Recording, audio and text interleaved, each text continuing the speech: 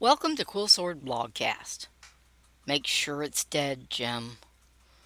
Phasers on maximum. The problem we have as Americans is that we expect automation to work even when we apply the concept to things that shouldn't be automated. Hint, self-driving cars are not a great plan. Drone cars, however. Governing our overgrown, sassy, and fat government is another of those things we shouldn't automate, but boy howdy do we ever try. If the choice is Twitter or actually reading a whole newspaper article, well, half of you couldn't find a newspaper and the other half can't unfold it. You might read the whole article online, but only if you really cared about the issue. Otherwise, Twitter wins and you grumble when old people make fun of your tiny attention span. In reality, Twitter is no substitute for a well-written article. A good video can be pretty close, however. So no, you don't actually have to buy a set of encyclopedias. Good luck trying.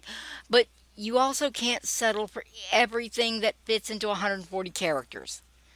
Grown up is hard. Yes, we know. You also can't turn your back on the vampire. This is hard to explain to the Twilight generation. I hate to break it to you, but vampires are walking corpses. Takes all the romance out of it, doesn't it? The problem with vampires is how incredibly hard they are to really truly, it's dead Jim, kill. Especially if the vampire's played by Christopher Lee. Look it up, whippersnapper. I wrote Wednesday that the left had been dealt a death blow. I stand by that assertion, but it's with this caveat. Make sure the corpse is really truly dead.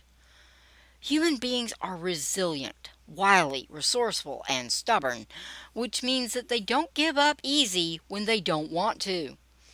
If we act like the hero at the end of the vampire movie and walk out of the tomb after the stake has been driven through the vampire's heart and it turns to dust, we're making the same mistake.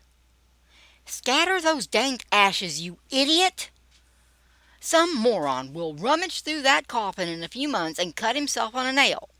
That one drop of blood will reconstitute a vampire, and the next thing he knows, there's a corpse sucking his blood. Cue the intro music. Sure, it sounds stupid, and it's a movie trope, but politics is full of people that will make those dumb movie tropes into reality. The left has made a career out of irrational, dogmatic clinging to idiotic ideologies that have literally been repeatedly disproven. Worse, they don't even have the cool intro music. The vampire has a lovely stake through its little black heart, but it's still thrashing around. The fight is won, but it's not over. First, we make that danged sure that corpse is dead. Then we make absolutely sure that it stays that way. We have to not only defeat the left, but systematically dismantle all the garbage that they have created. Yes, we know, grown up is hard. It's also complicated. Some of that junk is the baby, not the bathwater, and we have to sort out what's what. This will not be fun, but it must be done. All those debates we never really had have to be refought.